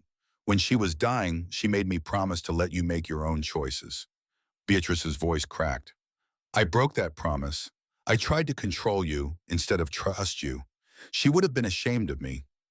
Clara looked at her aunt, really looked. She saw an older woman carrying the weight of her mistakes, trying to atone in the only way she knew how. And Clara realized that holding on to anger was exhausting. Forgiveness, even imperfect forgiveness, might be lighter. "She would forgive you," Clara said softly. "So I will too." Beatrice's eyes filled. They embraced awkwardly, flower dusting both their dresses, the bread forgotten. It wasn't a complete healing. Some wounds leave scars that never fully fade. But it was a beginning. Samuel Cross worked with the intensity of a man on a mission. He transformed Ethan's small cabin into a legal war room, papers spread across every surface documenting years of Judge Moss's corruption. "Look at this," Cross said one evening holding up bank statements. "Moss received $3,000 from Northern Pacific in 1882, another $5,000 in 83. Every payment coincides with a land case he presided over." Harold Pierce, the Boston lawyer, examined the documents with professional precision. "This is solid evidence, but we need more. We need witnesses, people he's defrauded who are willing to testify." "I have 12 families," Cross said, 12 ranchers and farmers who lost land to eminent domain cases Moss handled. All of them got far less than fair market value, and all of them watched the railroad profit." Ethan leaned against the wall, arms crossed. "Will they testify?" "Some will, others are afraid. Moss is powerful. He can make life difficult for people who cross him. Then we make sure he can't hurt anyone anymore." Ethan's voice was steel. "We expose him, publicly, completely, so he never does this to another family." The trial was scheduled for January 5th, 1885. That gave them less than 2 weeks to prepare. They worked around the clock, cross-drafted legal briefs, Pierce interviewed witnesses. Ethan and Thomas rode to neighboring ranches, convincing reluctant men to speak truth to power. Clara organized documentation, her neat handwriting filling page after page with facts, figures, dates. Captain Owen came by most evenings offering wisdom from his years of military strategy. "This is war," he told Ethan. "Different weapons, same principles. Know your enemy, control the terrain, strike hard and don't give them time to recover." On New Year's Day, they had a strategy session around the kitchen table. Cross laid out the plan. "We start by establishing the pattern of corruption. We show the court that Moss has been taking money from Northern Pacific for years. Then we bring in witnesses who lost land under suspicious circumstances. We paint a picture of systematic fraud." "What about Ethan's case specifically?" Pierce asked. "We prove the land is worth far more than Northern Pacific claims. We show the improvements Ethan has made. The water system, the fencing, the livestock. We demonstrate that this is a functioning family homestead protected under territorial law. And if Moss tries to shut us down, Cross smiled grimly. That's where you come in, Pierce. You're not from Montana. You have no stake in local politics. If Moss tries to silence you, it looks like he's afraid of outside scrutiny. He's trapped either way. The night before the trial, Ethan couldn't sleep. He lay beside Clara, listening to her breathe, feeling the slight swell of her belly where their child grew. Everything he had was at stake tomorrow. The land his parents had died for. The home he was trying to build. The future of his family. Clara stirred. You're thinking too loud. Sorry. She rolled to face him. In the moonlight filtering through the window, her eyes were dark and serious. We're going to win. You don't know that. I do. She placed his hand on her belly. Because we have to. This baby needs a home. Thomas needs a future. We need this land. So we're going to fight and we're going to win. Ethan kissed her forehead. When did you become so fierce? The day I decided to answer your advertisement. She smiled. I didn't come all this way to lose. January 5th dawned cold and clear. The courthouse in Birch Creek was a simple building wood frame with a tin roof, but today it felt like the center of the universe. People packed the benches. Word had spread about the trial. Ranchers came from 50 miles around, wanting to see if someone could finally stand up to Judge Moss and the railroad. Mrs. Harris sat in the front row, her face a mask of curiosity. Sheriff Hayes stood by the door, ready to maintain order if things got heated. Judge Theodore Moss entered through a side door. He was 65 with silver hair and a face that looked like it had been carved from granite. His black robes gave him the appearance of a crow, predatory and watchful. His eyes swept the courtroom and landed on Ethan with something cold and calculating. The railroad's lawyer was Richard Hastings, formerly the territory's attorney general. He wore an expensive suit and carried himself with the confidence of a man who rarely lost. Beside him sat Victor Kane, the railroad agent, who had visited Ethan months ago. Kane's face was smug. On Ethan's side sat Samuel Cross, Harold Pierce, and Harrison Miller. Behind them in the first row, Clara sat between Beatrice and Thomas. Clara wore her best dress, navy blue, with simple white trim. Her hands rested on her stomach, protective and defiant. Moss banged his gavel. This court is now in session. Case number 84-42, Northern Pacific Railway Company versus Ethan Blackwood regarding eminent domain proceedings for property designated Section 12 Township 15 North. Hastings rose smoothly. Your Honor, this is a straightforward matter. The railroad requires access through Mr. Blackwood's property to complete a vital transportation link. We have offered fair compensation of $500, which exceeds the property's assessed value. We request the court grant our eminent domain petition and order the transfer of land. Cross stood. He wasn't as polished as Hastings, but his voice carried conviction. Your Honor, this is not a straightforward matter. It's systematic fraud, and we intend to prove it. Moss's expression darkened. That's a serious accusation, Mr. Cross. I make it with full awareness of its seriousness. Cross pulled out a thick folder. I have evidence that Your Honor has received substantial payments from Northern Pacific Railway over the past 5 years. Payments that coincide exactly with eminent domain cases you presided over. I have documentation of 12 families who lost land under your rulings, all at values far below market rate. I have testimony ready to show a pattern of corruption that has enriched you personally while destroying the lives of honest homesteaders. The courtroom erupted. Voices rose in shock and anger. Moss banged his gavel repeatedly. Order, order in this court. Hastings shot to his feet.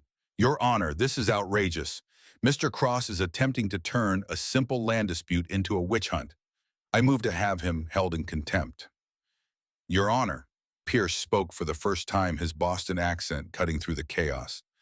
I am Harold Pierce, licensed to practice law in Massachusetts and registered with this court as visiting counsel. I have reviewed Mr. Cross's evidence personally. It is substantial, well-documented, and credible. If you refuse to allow it, we will take this matter to the territorial capital and request a federal investigation. Moss went very still. Federal investigation was the one threat he couldn't ignore. If territorial authorities got involved, his corruption would be exposed beyond any hope of cover-up. This court will take a 30-minute recess, Moss said through grated teeth. Mr. Cross, Mr. Pierce approached the bench.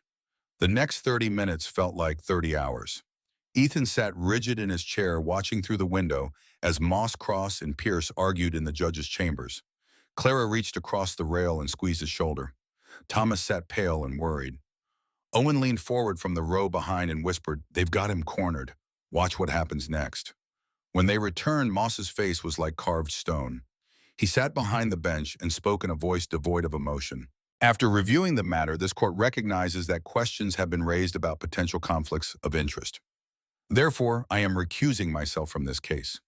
A new judge will be appointed from Helena. This trial is postponed until such appointment is made.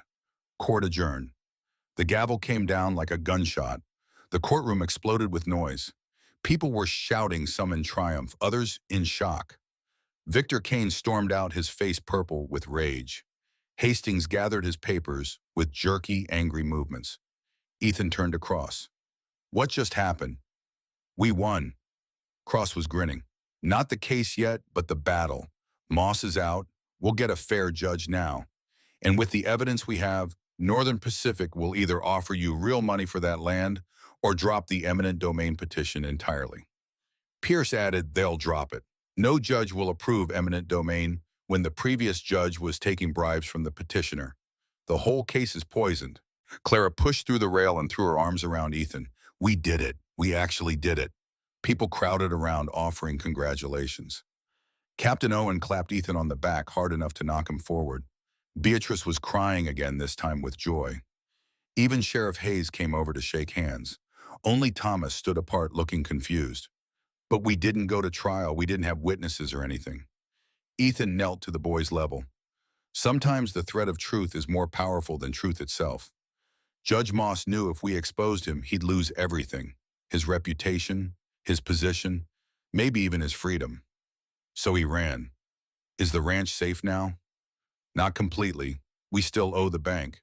But we bought ourselves time." Ethan ruffled Thomas's hair. "Time to make the spring cattle sale. Time to pay down the debt. Time to fight another day." Outside the courthouse, Ethan found Victor Kane waiting by the hitching posts. The railroad agent's smooth confidence had evaporated, replaced by barely controlled fury. "You think you've won," Kane said. "Pues, you haven't. We'll find another route. Or we'll wait until you default on your bank loan. Either way, we'll have that land." Ethan stepped close enough that Kane had to look up to meet his eyes. "You're welcome to try, but now everyone knows what you are. A thief in a suit. Every rancher in this territory will be watching. Every judge will know you tried to bribe Moss. You've lost your advantage." Kane's jaw clenched. "This isn't over, Blackwood." "No," Ethan agreed, "but you're not winning anymore." Kane mounted his expensive horse and rode away. Ethan watched him go, feeling something settle in his chest. Not victory, not yet, but possibility. The possibility of keeping his land, of raising his child here, of building something that would last. That night they celebrated at the cabin. Beatrice cooked a roast that filled the small space with rich smells. Cross and Pierce joined them along with Owen and Miller. They ate and drank and told stories, the tension of the past weeks finally releasing. Thomas sat at the table with the adults, beaming as Owen recounted his testimony preparation. "The boy's a natural witness, clear, honest, unshakable. If we'd gone to trial, he would have been our secret weapon." "I was scared," Thomas admitted. "Being scared and doing it anyway," Owen said. "That's what courage is." Later, after the guests had gone and Thomas was asleep, Ethan and Clara stood on the porch looking at the stars. Her hand rested on her belly where their daughter was growing. They didn't know it was a daughter yet, but Ethan had started thinking of the baby as if his heart knew something his mind didn't. "Do you think it's really over?" Clara asked. "The legal battle, probably. The railroad will find another route. Judge Moss will retire quietly to avoid prosecution. We'll make our cattle sale in the spring, pay the bank, and breathe easier." "But you're not certain." "I'm certain of this." He pulled her close. "Whatever comes, we face it together. You, me, Thomas, and the baby. That's enough." Clara tilted her face up. He kissed her under Montana stars, and for that moment, everything was perfect. Winter released its grip slowly. February brought days when the temperature rose above freezing, turning snow to slush. March arrived with rain that washed away the last remnants of winter. By April, the land was greening and life was returning to the high country. Clara's belly swelled with the baby. She moved more carefully now, one hand always supporting her back. Beatrice hovered constantly, applying her nursing knowledge to monitor Clara's health. She checked for swelling in Clara's ankles, listened to the baby's heartbeat through her belly, and insisted Clara rest more than Clara wanted to. "I'm pregnant, not dying," Clara protested one afternoon. "Your mother said the same thing," Beatrice replied quietly. Right up until the moment everything went wrong. The words hung heavy between them. Clara's mother had died in childbirth. It was the unspoken fear that shadowed every day of this pregnancy. Thomas was growing, not just physically, though he had shot up 3 inches since arriving at the ranch, but in confidence and capability. Ethan taught him everything: how to repair tack, how to read weather, how to gentle a nervous horse, how to be a man. One afternoon in early May, Ethan took Thomas to the far pasture to check the fence line. They rode in comfortable silence, the kind that comes from spending months working side by side. "Ethan," Thomas said suddenly, "can I ask you something?" "Always. When the baby comes, will I still be part of the family?" Ethan pulled his horse to a stop. He turned to face the boy. "Thomas, you are family. Blood doesn't make family. Choice does. I chose you the day Clara brought you off that stage. You chose us when you decided to stay and work. That's not going to change because a baby arrives. But the baby will be yours, really yours. You're really mine too." Ethan's voice was firm. "When this baby is old enough to understand, I'll tell her about her big brother Thomas, about how he came to us when we needed him most, about how he saved Grace in the blizzard and worked harder than any boy I've ever known. You're not going anywhere, understand?" Thomas's eyes were wet. "Yes, sir." "And stop calling me sir. Makes me feel ancient." They finished checking the fence, but something had shifted. Thomas sat taller in his saddle, moved with more confidence. Ethan recognized the change. It was the same change he had seen in young soldiers who finally believed they belonged. By late July, Clara was enormous. Doc Morrison came out weekly to check on her, his concern growing with each visit. "The baby is large," he told Ethan privately, "and Clara's pelvis is narrow. This could be a difficult delivery." "How difficult?" Morrison chose his words carefully. "I've seen women Clara's size deliver large babies without problems. I've also seen the opposite. We won't know until labor begins. But I want you prepared. This might be dangerous for both mother and child." Ethan felt his old fear rising, the specter of his mother's death reaching across the years to haunt him. "What can we do?" "Keep her healthy, keep her resting, and when the time comes, pray." Ethan told Clara what Morrison had said. She listened with the calm that had become her shield against fear. "I'm not afraid," she lied. "Yes, you are, so am I." He took her hand. "But we're in this together." She squeezed back. Together. August arrived with heat that made the pregnant woman miserable. Clara couldn't sleep, couldn't get comfortable, spent her days moving between the porch and the cabin, seeking relief that never came. On August 25th, 2 weeks before the baby was due, Clara woke Ethan at 4 in the morning. "It's time," she said simply. Ethan bolted upright. "Are you sure?" "My water broke. The contractions started an hour ago, I'm sure." Ethan moved into action. He woke Thomas and sent him racing to Birch Creek to fetch Doc Morrison. He woke Beatrice, who took charge immediately with the efficiency of a field nurse. He stoked the fire, boiled water, gathered clean linens. Clara labored through the morning. The contractions were strong but manageable. She walked the cabin, breathing through the pain, Beatrice at her side offering encouragement. By noon, Morrison still hadn't arrived. Thomas returned, pale and shaking. "The doc's not in town, Mrs. Harris said he went to a ranch 30 miles south. A woman having twins. He won't be back until tomorrow." Ethan felt his heart drop. "Clara can't wait until tomorrow." Beatrice's face was grim. "Then we deliver this baby ourselves." The labor intensified through the afternoon. Clara's calm began to crack as the pain grew worse. She gripped Beatrice's hand hard enough to leave marks. Sweat soaked her hair, her nightgown. Her breathing came in harsh gasps. By evening, she was in agony. The contractions came one on top of another, giving her no rest. But the baby wasn't coming. Clara pushed when Beatrice told her to push, but nothing happened. "Something's wrong," Beatrice said quietly to Ethan. The baby's stuck. The shoulders are too wide. What do we do? I don't know. Beatrice's voice shook. I'm a nurse, not a midwife. I don't know how to fix this. Ethan looked at Clara. She was beyond exhaustion, her strength draining away with each failed push. Her face was gray. Her eyes had started to glaze. He made a decision. He pushed into the bedroom despite Beatrice's protests. Ethan, you shouldn't be in here, Beatrice said. This is my wife, my child. I'm not leaving. He knelt beside the bed and took Clara's face in his hands. Her eyes struggled to focus on him. Clara, look at me. She managed to focus. Ethan, I can't. I'm so tired. I know, but you have to fight. Just a little longer. His voice broke. You saved Willow when everyone thought she'd die. You saved me in that blizzard. You stood up to Judge Moss. You are the strongest person I know. You can do this. I'm scared. So am I, but that baby needs you. Thomas needs you. I need you. He pressed his forehead to hers. One more push, Clara. Give me one more. Beatrice moved back into position. Next contraction, you push with everything you have left. The contraction came. Clara screamed a sound of absolute agony and determination. She pushed. Beatrice's hands worked frantically. The shoulders through, again, push again. Another push, another scream. At 8:47 in the evening, Rose Beatrice Blackwood entered the world. She didn't cry immediately. For 3 terrible heartbeats, she lay silent in Beatrice's hands, tiny and blue.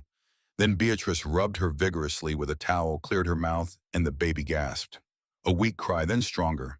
Then a full-throated wail of outrage at being forced into cold air and bright light. Ethan sobbed. He couldn't help it. The relief was so overwhelming, it broke through every wall he had built. Clara reached for the baby with shaking hands. Beatrice laid Rose on her chest, and mother and daughter looked at each other for the first time.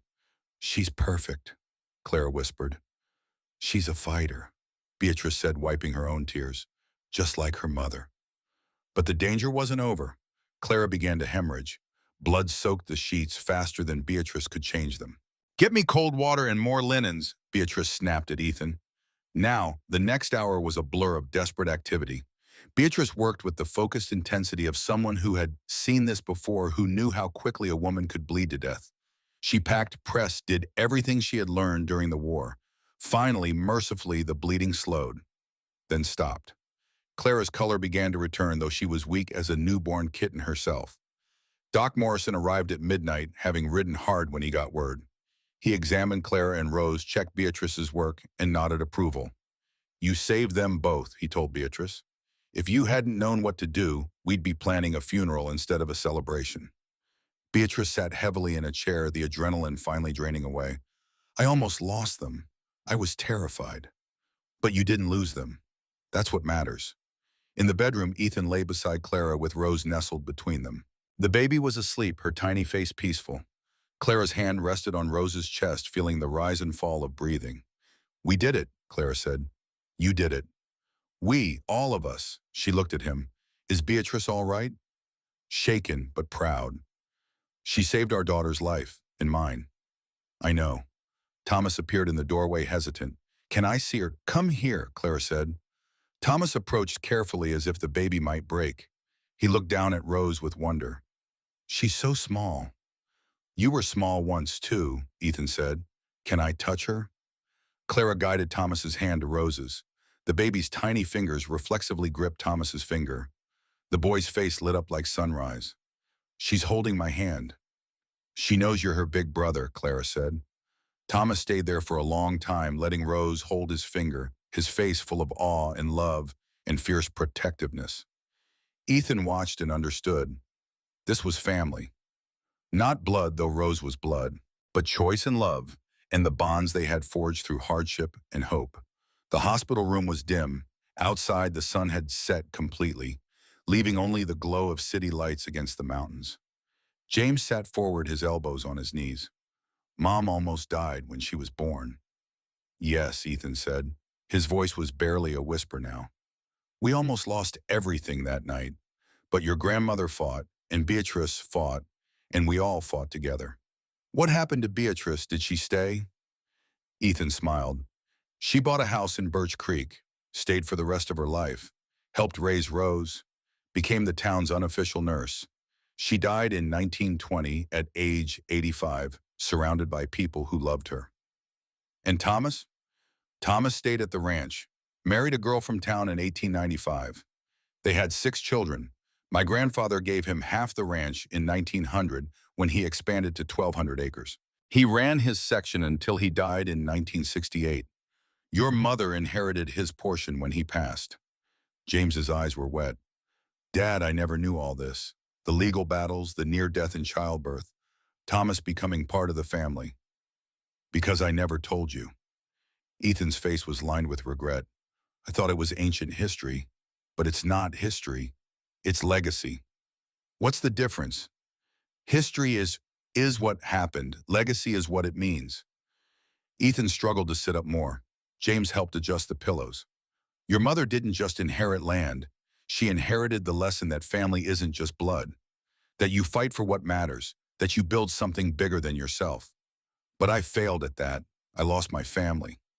No, Ethan's voice gained strength. You lost a marriage. That happens. But you haven't lost your children, not unless you give up. The court gave Sarah full custody. Courts can be wrong. I proved that with Judge Moss. Ethan gripped James's hand with surprising strength. You want your children back. Don't argue in court. Build something. Show them through actions, not words that you're a man they can count on. How Taoia, the same way I built Blackwood Ranch, the same way Thomas earned his place in our family. Work, sacrifice, prove through your life that you're worth trusting. Ethan paused, breathing hard. You told me you bought land. 50 acres near Helena. Took out a loan. I'm going to build a house. Big enough for the kids to visit. That's a start, but it can't just be a house.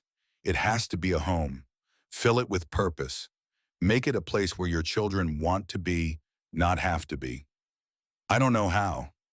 Yes, you do. I taught you. I taught you how to work with your hands, how to build things that last. You're an engineer, for God's sake. You build bridges. Build a bridge back to your children. James was crying now, not trying to hide it. I'm scared I'm too late. I was 34 when I met your grandmother. Broken, in debt, alone. 3 months later, I had a wife, a son, and a baby on the way. It's never too late if you're willing to do the work. What if I fail? Then you fail trying. That's better than not trying at all. Ethan's breathing was getting labored. Promise me something. Anything. Promise me you'll teach your grandchildren this story, all of it.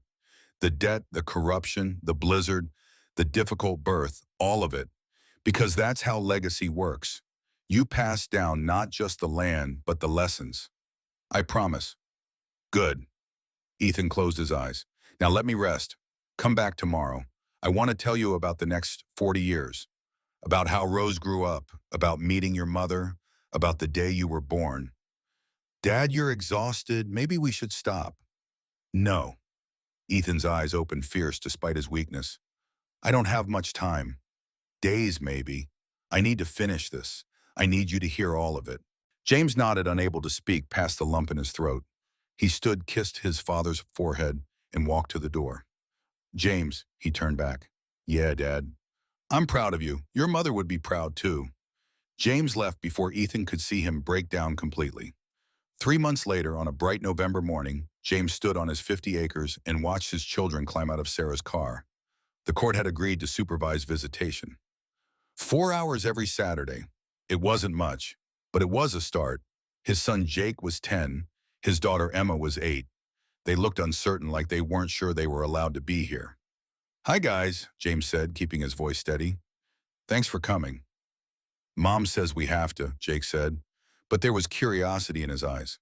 Well, I'm glad you're here either way. James gestured at the land. Want to see what I'm building? The foundation had been poured 2 weeks ago. The framing would start next month. James had designed every detail himself, working late into the night, creating something his children might one day love.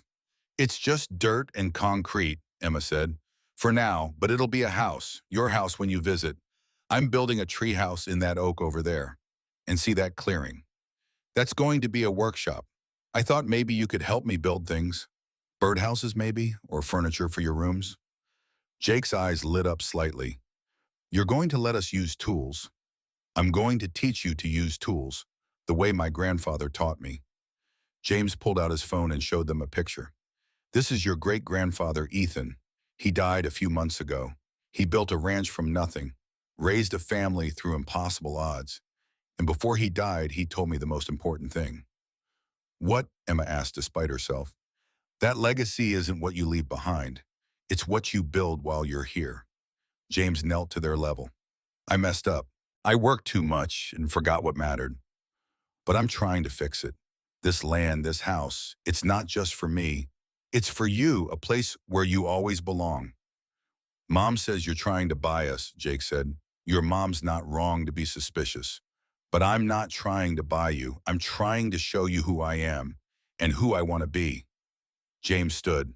Come on, let me show you where your bedrooms will be. They walked the land. James showed them the plans, pointed out where the vegetable garden would go, where they could put a swing set, where the workshop would be built. Slowly, their skepticism began to crack. Can we really help build stuff? Emma asked. Every Saturday, if you want. I want to, she said quietly. Me too, Jake admitted. Sarah watched from her car, arms crossed. She didn't trust this. James didn't blame her. But when he walked the children back at the end of the visit, she looked at him differently. Not with forgiveness, but maybe with the possibility of it. Same time next week, James asked. Same time? Sarah agreed. That night, James sat in his apartment and wrote in a notebook. He was documenting everything his father had told him. The story of Ethan and Clara, of Thomas finding a family, of fighting corruption and near death and building something that lasted. He would write it all down, and someday when Jake and Emma were old enough, he would tell them, would pass down the legacy his father had given him. A man builds, a man teaches, a man leaves something worth more than gold. The notebook filled slowly, page after page, the story of a mail-order bride and a desperate rancher, of a boy saved from an orphan's fate, of a baby born into chaos and love. And at the end, James wrote his own chapter, about a man who lost his way but found it again, who learned that legacy isn't inherited, it's earned. 5 years later, Jake was 15 and Emma was 13. The house on the 50 acres was finished. James had full custody now, shared equally with Sarah. The children spent half their time with each parent, but they considered both places home. On a Saturday in spring, James and Jake were in the workshop building a bookshelf for Emma's room. The radio played softly. Sawdust covered the floor. Jake was measuring lumber while James cut, both of them working with the easy rhythm of people who had done this together dozens of times. Dad, Jake said, tell me again about great-grandpa Ethan. James smiled. Which part? The blizzard, when he almost died saving Grace. So James told it. The story he had told so many times he could see it as clearly as if he'd been there. The storm, the desperate search, Clara coming out tied to a rope, Ethan nearly freezing. And he did it for a horse, Jake asked. He did it because he made a promise. To Thomas. That's what men do. They keep their promises even when it's hard. Jake nodded, absorbing this. Is that why you built this house, to keep a promise? To make a promise, to show you and your sister that you matter more than anything. James set down his saw. Your great-great-grandfather Ethan taught me something important. Family isn't just who you're born to. It's who you choose, who chooses you back. He chose Thomas. I chose you and Emma. And I hope someday you'll choose to pass these lessons to your own children. I will, Jake promised. Emma came running in, her face flushed with excitement. Dad, look what I found in the attic. She held up an old photograph, black and white, faded at the edges. It showed a man and woman standing in front of a cabin. The man was tall, broad-shouldered, with eyes that looked directly at the camera. The woman beside him was beautiful in a way that had nothing to do with delicacy. She looked strong, capable. Her hand rested on the shoulder of a boy standing in front of them, and in her arms she held a baby. Is that them? Emma asked. Ethan and Clara. James took the photograph carefully. He had seen it before in his father's belongings after he died. But seeing it here in the house he had built, with his own hands passed down to his children, it felt different. That's them. 1885, right after Rose was born, and that's Thomas, the boy they took in. They look happy, Emma said. They fought hard for that happiness. James set the photo on the workbench where they could all see it. And because they did, because they built something that lasted, we're here. In this house, building this bookshelf, living the life they made possible. Jake picked up his measuring tape again. Then we better make this bookshelf really good. To honor them. To honor them, James agreed. They worked until dark, 3 generations of Blackwood legacy flowing through their hands. Building, teaching, loving. Outside Montana spread vast and eternal under stars that had witnessed Ethan's struggles and triumphs. The same stars that had seen a desperate man place an advertisement for a wife. That had watched a woman step off a stage into the unknown. That had illuminated a blizzard where love was forged in ice and terror. The land remembered. The mountains kept their vigil.